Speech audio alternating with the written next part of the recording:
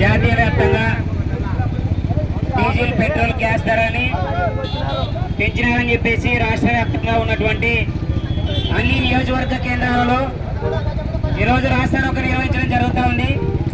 ఈ రాస్తారోకోకి ముఖ్య ఉద్దేశము ఈరోజు మనము తిరుగుతున్నటువంటి వెహికల్కి పెట్రోల్ కావాలి, ఎక్కడికి వెళ్ళినా కూడా డీజిల్ కావాలి. అదేవిధంగా మనం తినడానికి అప్పుడున్నటువంటి స్థితిలో కట్టెల పొయ్యిలాగా లేవు కాబట్టి గ్యాస్ కావాలని చెప్పేసి ఈ 3 పరిసర ప్రాంతాల్లోన కుటుంబం గడవాలంటే అవసరం కాబట్టి వేల కోట్ల రూపాయలు అప్పులు చేసి ఈరోజు విద్య, వైద్యం, ఉపాధి అన్నిటినీ ప్రైవేటీకరణ, కార్పొరేటీకరణ చేసి ఈరోజు భారతదేశంలోన అనేక బడాబాబులకి ఊడిగం చేస్తున్నటువంటి ఈ మోడీ ప్రభుత్వం ప్రతి ఒక్కరూ ప్రశ్నించాల్సినటువంటి అవసరం ఉంది.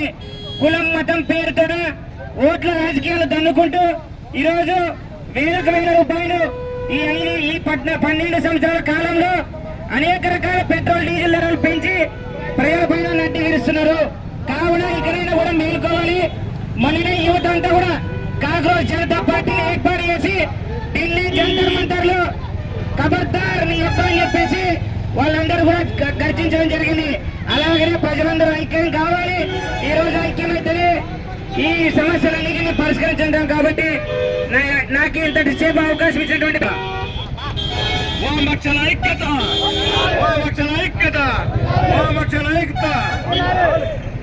ఈ కార్యక్రమాన్ని ముగిస్తున్నాం. వామపక్ష ఐక్యత వర్ధిల్లాలి.